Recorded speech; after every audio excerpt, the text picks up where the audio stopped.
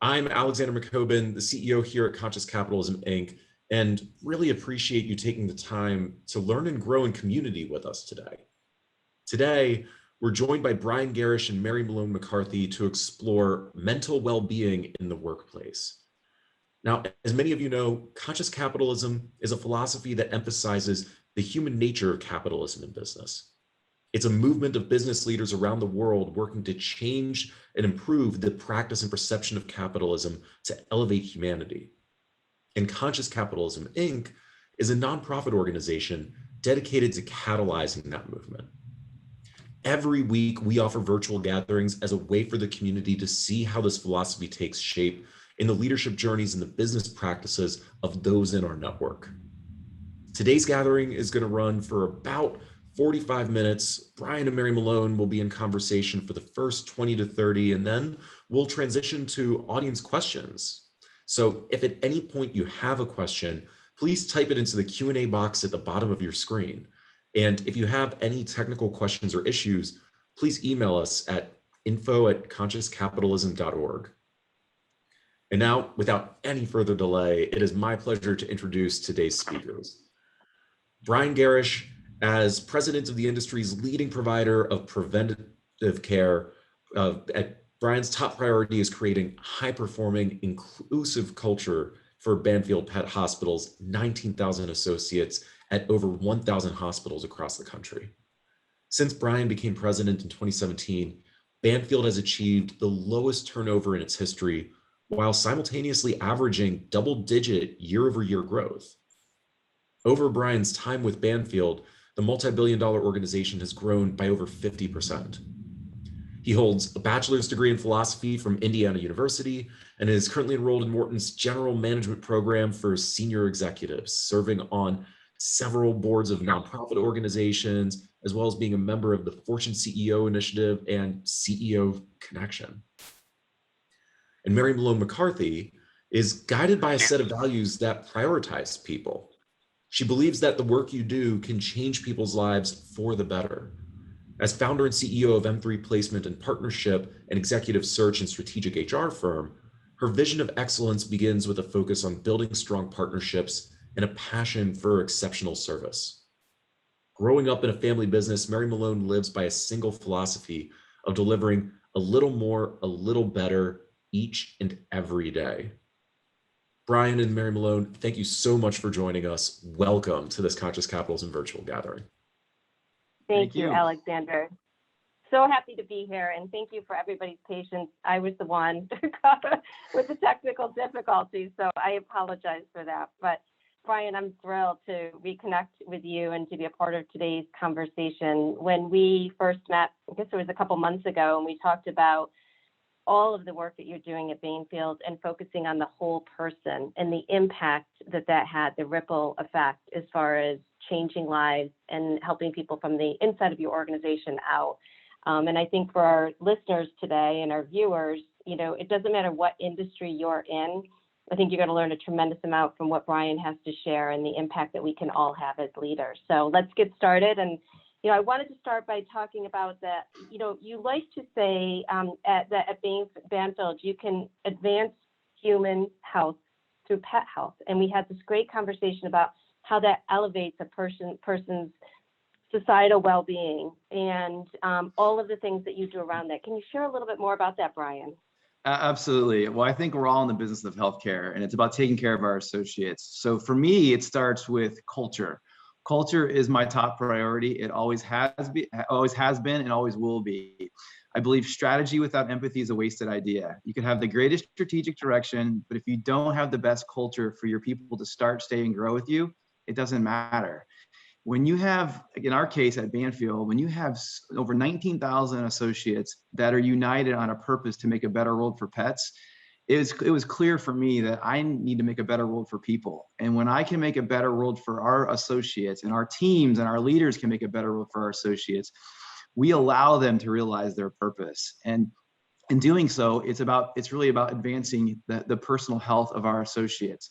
So when I think about culture being the top priority, the way that comes to life is through our inclusion and diversity journey. And just very, very quickly, we don't start with diversity and then inclusion, because inclusion's a choice. The option is not to be inclusive at Mansfield. It's a choice that we're making to be inclusive. And when you're inclusive, you can then talk about our differences. You create this psychological safe space for us to talk about what's important. And psychologically safe space is not always easy, and it's not always the best conversations. It is the best conversation in terms of creating that safety to have the conversation. And that equals belonging. And when people can belong, they can bring their authentic selves to work. And that culture really leads to the health and well-being journey that we're on for our associates. And this is how we ultimately advance healthcare. So for our associates, health and well-being is defined 5 ways: healthy body, healthy finances, healthy career, healthy community. And when we define our health and well-being journey, it's really, really important that we define it in ways that connects with our associates. So our decisions that we make at Banfield is aligned to our health and well-being journey by putting our associates first, taking care of their personal health and well-being, which allows them to do what they do best, and that's make a better world for pets. That's fantastic. And we all know we have such a connection with our pets, and, especially during stressful times and through the pandemic and those types of things. So let's peel that back a little bit more, because you do really pay attention to the whole person. And one of the words I hear you say all the time is being authentic and to listening, but also to listen, to react, to respond, because I think that people really pay attention to, if you do a survey or you do a roundtable or a forum, that you listen, but you also take some action on that. And I know that you often say you're impatient when it comes to action. But when we look at, the organization as a whole, when you came in, there were significant retention issues. Yes. And instead of saying, we've got to increase retention by X percentage, and I know in my business all the time, people say, well, how do we recruit and retain great talent? It's a line that happens all the time. And there's no magic bullet, but I think what's important is to, again, peel that back and start to look at inside of your organization, inside of the associates, the people and their families that are a part of that organization, and to start to solve issues from there. And one of the statistics you shared with me that, I think I will always remember is that I think it's 1 in 6 veterinarians or people in the industry think about, their mental wellness and mental health and suicide. Yes. And so, you started to attack some real serious issues and common themes that you were hearing in your industry. And I think there's themes that we're hearing in all of our industries, but can you talk a little bit more about how you started to learn why the retention numbers were so high and how you attacked it differently? Absolutely. So there's a lot here for me that centers on where I came from as a leader. And in keeping that perspective, so very, very briefly, I started my career on the front lines. I was working at Walgreens drugstore, stocking shelves, sweeping floors, mopping bathrooms, cashiering. And I remember what it felt like to be on the front lines. I remember what it felt like living paycheck to paycheck. I remember what it felt like when my voice was included, when our team's voice was included. I also remember what it felt like when our team's voice or my voice wasn't asked for or included. And when decisions were made that impacted me. I still remember people that would have an impact on losing maybe 2 hours a week. And they would, and I'll still remember this person, her name is Sherry, said, I don't know what bill I'm not going to pay this month now. And so that really, when I think back, you use the word impatience, I have an absolute impatience. Because every day as leaders, if we don't do what's best for our associates or employees, we're letting people down and we're ultimately letting society down. Being a leader is a responsibility, and we must take that responsibility with the highest calling and act with the highest amount of urgency to deliver, not even to deliver, to really over deliver for our people and for society. And when we do that, yes, revenues and profits will come. And when I'm talking with our teams, it's about connecting authentically with our people to understand what they're experiencing. So that perspective of where I started my career, that really drives me to my core values. My values as a person is about curiosity, empathy, and impact. And the empathy is about how do I understand what our people are experiencing, what's working, what's not working. I use my curiosity to understand how can I connect with them differently? How can I really have a two-way dialogue? And how do I understand what's happening outside of Banfield, outside of the veterinary industry, to learn from other leaders on what's working, and what are new ways of solving problems for our people or even consumers. And it's all in service of making an impact. Again, my personal purpose is to make a better world for people, and I also have a vision to really make a positive impact on society. And in order for me to do that, I use my values to bring that to life. And when you create the conditions to talk to people, they want to be seen, they want to be valued, they want to be heard, they want to be understood. And when you create that connection, they'll tell you anything, only as long as you take action. Because if you don't respond to them, if you don't answer their emails or questions, or in my case, the DMs that I get on Instagram, they'll stop talking to you. And if you're not part of the conversation, you're missing the point of really what your people need.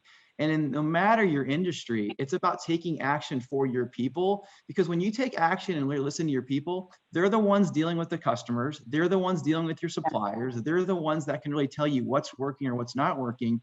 And the only way for myself and our team to have the right strategic direction is by listening to our people on what's working, what's not working, what do they need, what can we give them to be more efficient.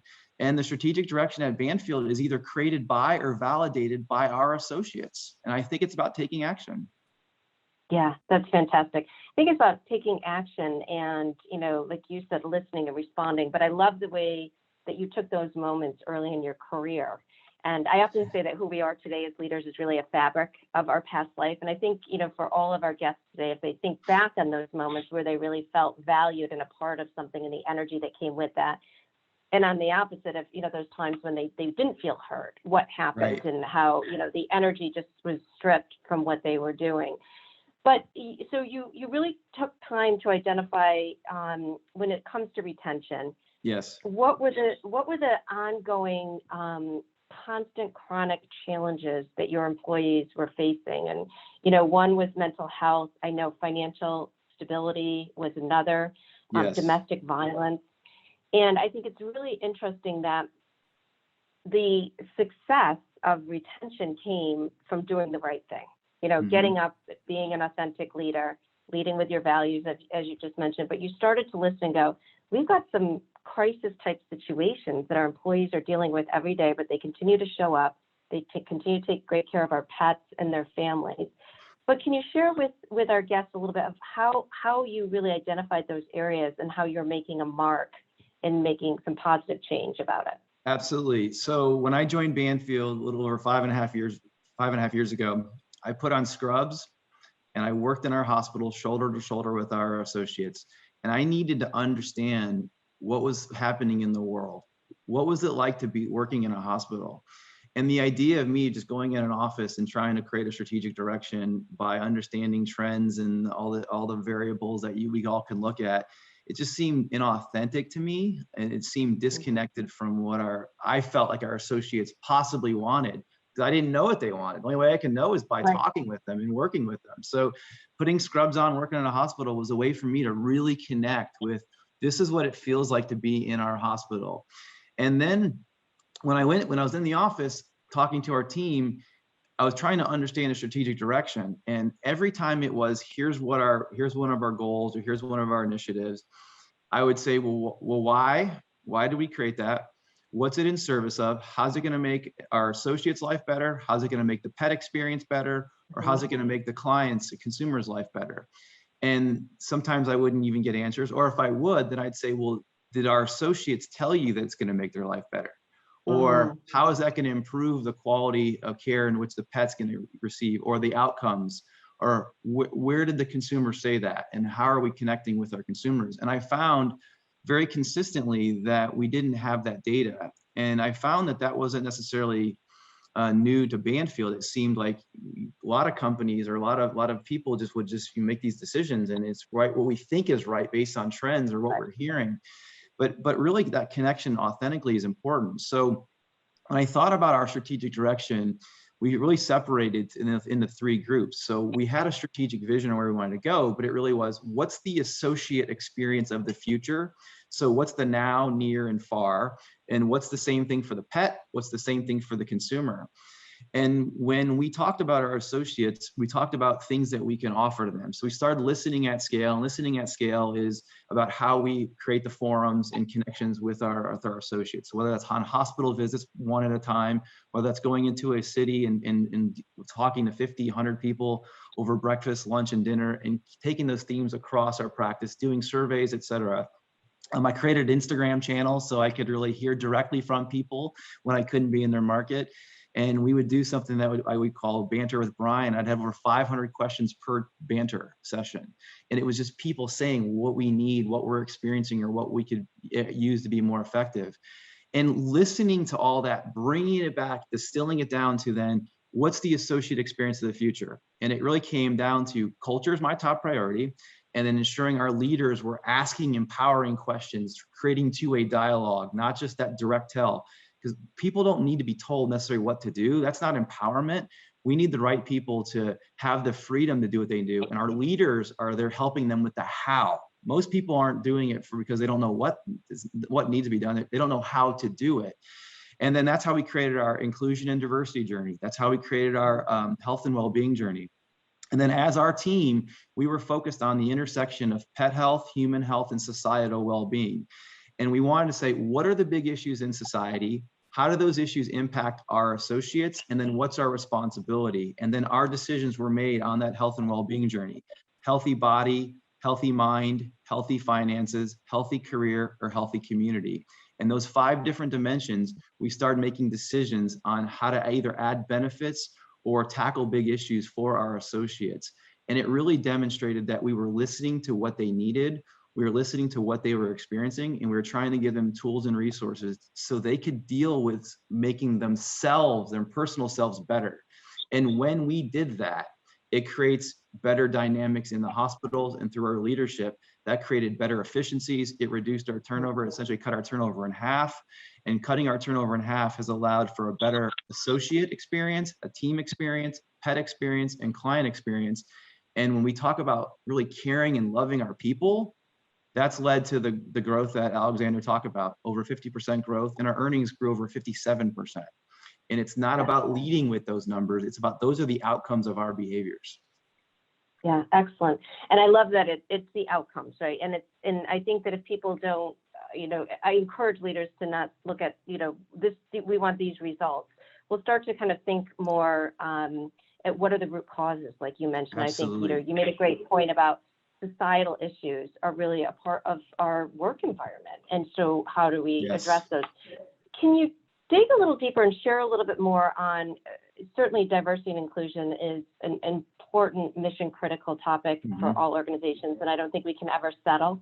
I think there's always more that can be done. But I was really impressed by your program in recruiting a diverse population of future veterinarians that typically didn't have an opportunity to get into an industry like this. And, the comment was made that there was the storyline, well, you can't go into that field. It's too expensive. The debt associated with it. How are you ever going to do it? And you broke down that barrier so beautifully and started to shift the mindset and the opportunities for people. And I would love our guests to hear more on that. Yeah, well, we still have a long way to go and a lot to do, but we're working tirelessly to solve this. I just think we all have to do, this is a call to action here. We all have to move faster. And I would pose a question to everyone is, why haven't we moved faster?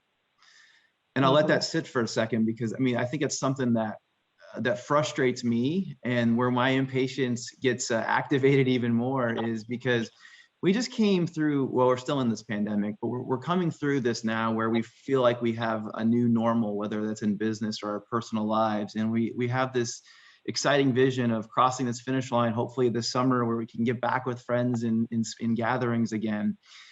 And I look at last year and say, like, why were we able to quickly mobilize and change how we did business to save our companies? And we were able to complete that in 3 to 6 months. But yet we had the calling and the same call to action for years on inclusion and diversity in our businesses, in our industries, in society.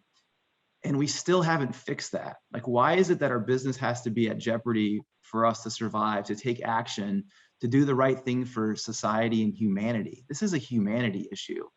So when I look at inclusion and diversity, it is making sure that at all levels through our organization, we have the proper workforce representation. And we are role modeling what a company ought to do and how a company ought to behave in society. And we have that responsibility. And then specifically, when I look at the veterinary industry, it's predominantly female and it's predominantly white. And it is, what are we doing to make sure that we have the proper workforce representation with the cultural demographic shift that's happening in this country right now? I want to make sure that all pets deserve care and they have access to care. And I also want to make sure where our hospitals are located, we're representing the society and the community in which they're in. And we have doctors that are role models for all of our children to aspire. Because what pains me is we have children that they have the aptitude and they have the compassion and love and desire for pets, and they would want to become a veterinarian, but they don't see someone like them, and they don't have that opportunity, or they don't have that encouragement. So we formed a DVM, Doctors of Veterinary Medicine, DVM coalition, where we're working with other businesses to join this cause, to make sure that we have the proper representation. We're doing the right things as an industry around inclusion and diversity, all in service of making sure that those that love pets, that want to be a veterinarian, has those opportunities. That's fantastic. And coupled with that, you've also addressed debt relief for these incredible student loans. And and again, I think it goes back to the whole person. I know we're getting close to some Q&A, but one of the things that stands out, and I'd love for you to share, because I think these topics cross any industry, but when you think about leadership today, authentic is a word that you and I have used often in today's conversation, and we hear it across the board: listening, reacting. But for leaders to think differently than perhaps they did in the past, and to really get into the trenches and start to engage with their teams, no matter the size of the organization, and to understand what are the challenges that they may be facing when they go home at night, and what's on their mind. And I think COVID certainly brought that to light. Right. But I think there are issues that have been in the workplace for many, many years.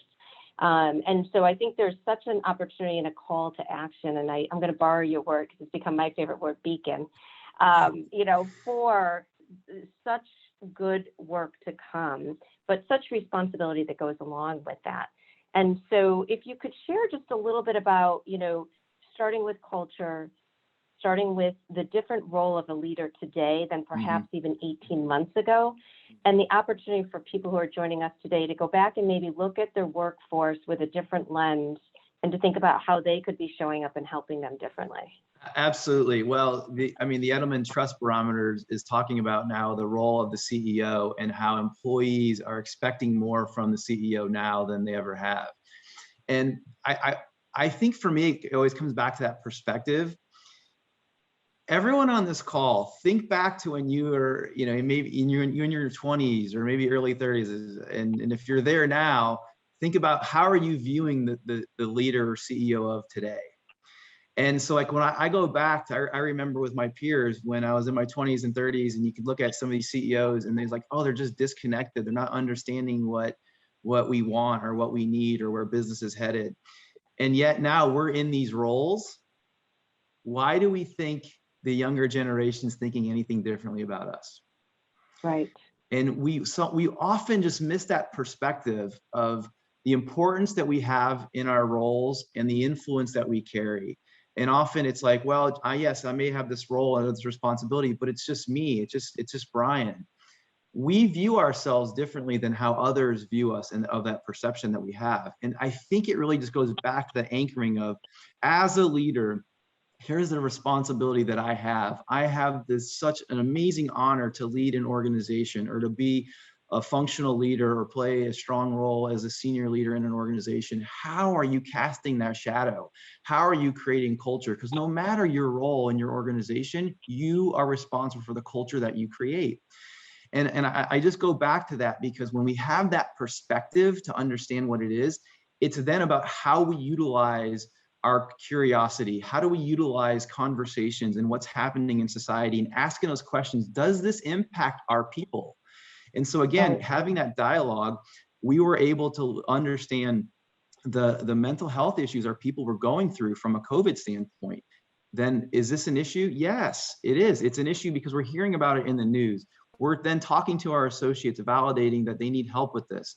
And therefore, what are the tools and resources that we're going to provide? Same thing on student debt. There's a massive student debt issue in this country. Okay, it's an issue. And then as a team, we talk about it. Does this issue impact our industry? Yes. Okay, how so? Veterinarians have the highest student debt to income ratio of any healthcare, of any professional. So what's our responsibility? Now we know something about it. We have a responsibility to do something. And once you know something about it, it's about what are you doing about it? So we created a student debt repayment program. We also know that education is a massive issue in this country, where some people unfortunately don't have access to the funds to go to college. And so we had a fantastic strategic partnership with InStride, where we're now piloting, where we're paying for education for some of our associates so they can complete their college degree, because we know that's going to make a meaningful difference in their lives, and we have the responsibility to educate. And we do the right things, we're going to help, we're going to pay for their degree, they're going to get an education, they're going to stay with us, and they're going to grow their careers with Banfield. And if they leave, we made someone's life better. What's so wrong with that? And that's the responsibility that every business has and every leader has. But you can't activate it unless you're asking the right questions and talking to your people to understand what's really impacting them. That's fantastic. Absolutely. I couldn't agree more. And I think talent today, from our side, what we're hearing from great leaders and talent looking at organizations, they're asking those questions. What are the values of the organization? What's the leadership? How do they care for their employees? Yes. And that comes back to recruiting and retaining great talent. So I think, that's the icing on the cake. It's the impact in changing lives and showing up, caring for that whole person. So yes. Fantastic. Well, I know our audience has some questions. So I could talk for probably 2 more hours. So I'll stop there and give our audience an opportunity to ask some questions for you. Great. Mary Malone, Brian, thank you for all of these insights and wisdom already. We do have a bunch of questions coming in already. And as a reminder for everyone listening, if you have a question, type it into the Q&A box at the bottom of your screen. We're going to try to get to as many of these as possible. And I want to start with an active member of the community, Nigel Zelser from JBN, who says, thank you so much for putting a spotlight on such an important discussion. Most of the examples were described as but I'm curious what steps, Brian, that you took to get your leadership team on the same page. So it's not just you and there's no bottleneck. Did leadership take on additional roles? What did you do to get them on board? Was everyone on board from the beginning? And did you need to go through training with them, or did they just get it? Yes, well, not everyone just gets it, and we've made changes. It's about finding the leaders that are going to cast the right shadow of the culture. And it's about taking care of people. It's not that direct tell. So our leadership team now is really centered on societal well-being. And as a team, we've cataloged issues that are happening in society. And so this is not an I thing. This is a we thing. This is our team dedicated to societal well-being. And it's really at the core of our associates being at the center with the pet and the client. And when we think about culture, we even talk about as a team, like, how do we want to define culture? What is the culture that we want to create? And when you create the culture, it's not about the what, it's about the how, and the how delivers the what. And so it's about how we talk about results. Even it's, if we wanted to celebrate the results, like I remember talking to people and they say, like, these results are fantastic. I'm like, why are they fantastic? And if we can't talk about how we're influencing people, how we're making a better world for our associates, pets, or clients, then the result's not the right result, no matter what it is. And I think the other thing I'll just quickly mention is, personally, I don't believe in benchmarking against budgets. You have to have them. We have them, don't get me wrong, but that sets a false barometer, because if you set the wrong number and you just achieve it, you're celebrating, I think, potentially the wrong outcome. And our metrics for measurement is how high is high, because this is what's best for our associates, pets, and clients.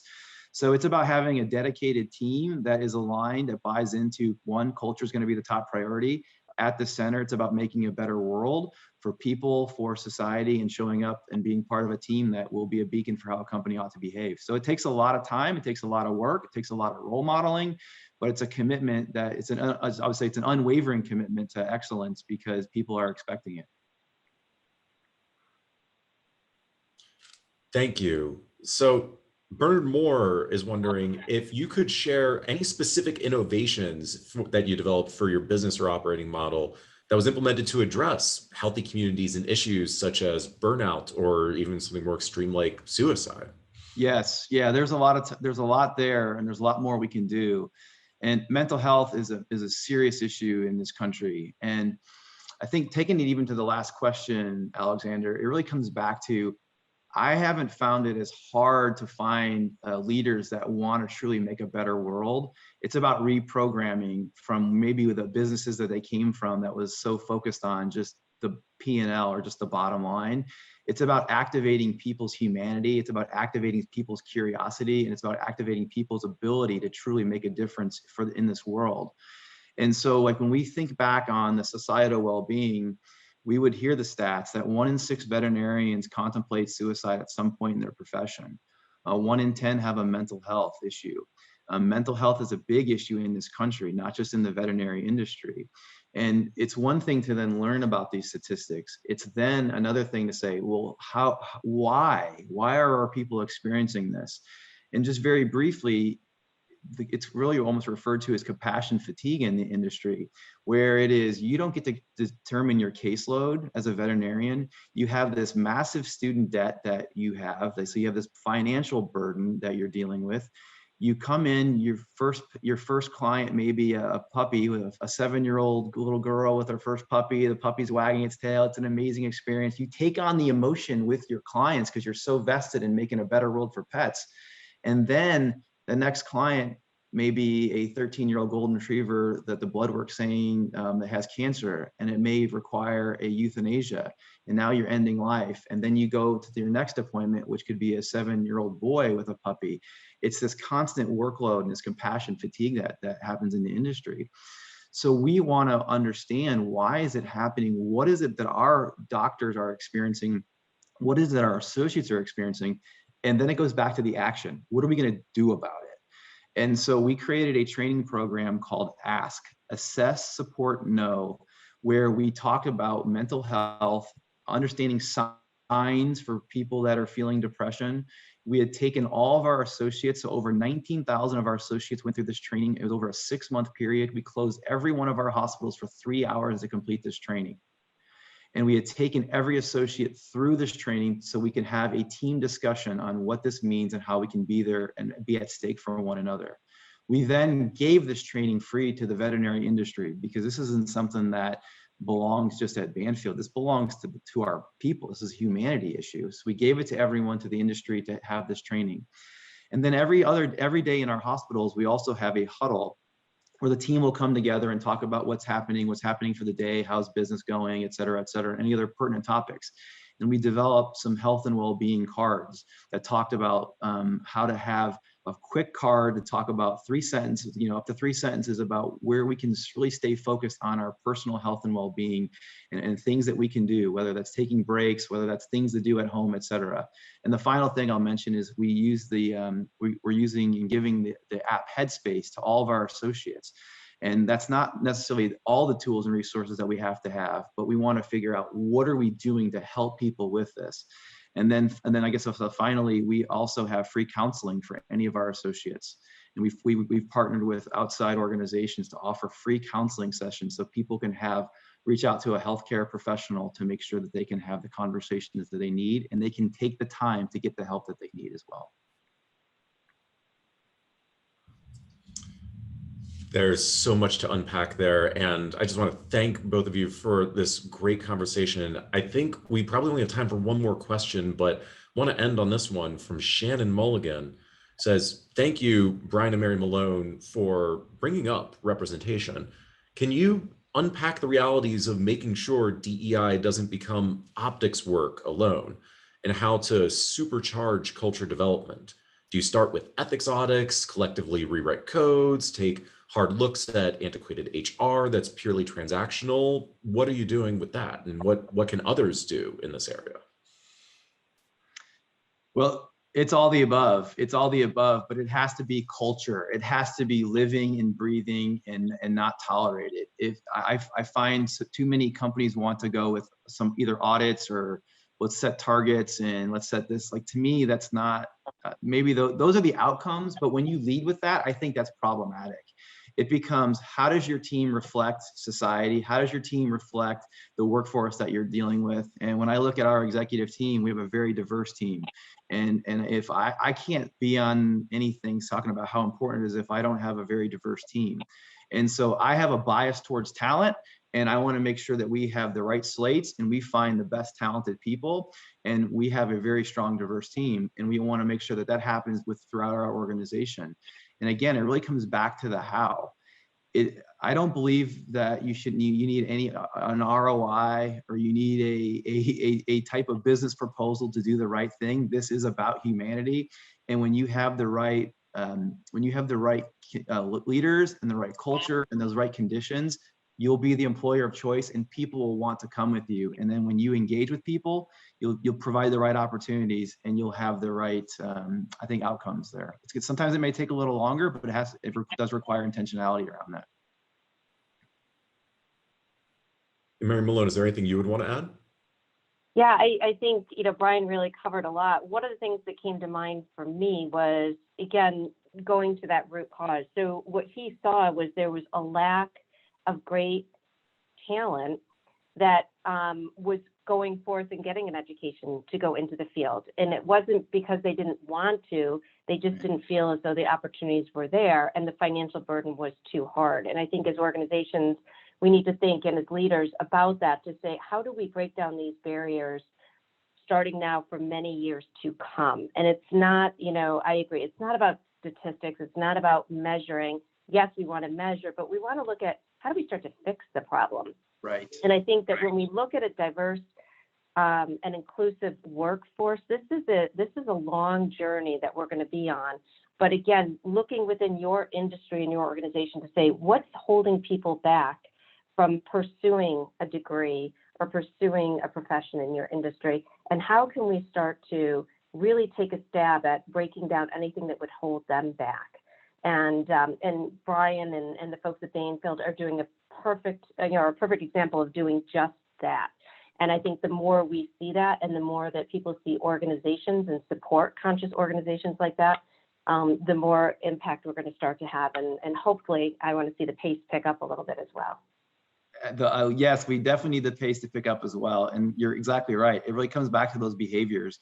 The final thing I'll just mention, Alexander, quickly is we always talk about behaviors, and it is, who are you sponsoring? Who are you mentoring? And mentorship and sponsorship are two completely different things. And it is, what's the behavior that you're going to do? How are you going to demonstrate that this is important? And so whether it's not just being an executive sponsor on one of our diversity resource groups, it is, what are the behaviors you're going to do? How committed are you? What's the visual behavior I'm going to see from you? How are our associates going to experience you? And when you are verbal and visual, the behaviors then are the leading indicators for what's going to come. And then the metrics are just more the outcomes, the lagging indicators then. And on that note, I just want to say again, Brian and Mary Malone, thank you so much for joining us today. There were so many important insights in this that I'm taking away that I'm sure everyone else is too. Just appreciate all the work that you're doing to elevate humanity through business and helping others in the conscious capitalism community do the same. Thank you for having me. Appreciate it. Thank you, Brian. Thank you, Alexander. Yes, thank you, Mary Malone. Great to see you again. And thank you, Alexander. Yeah.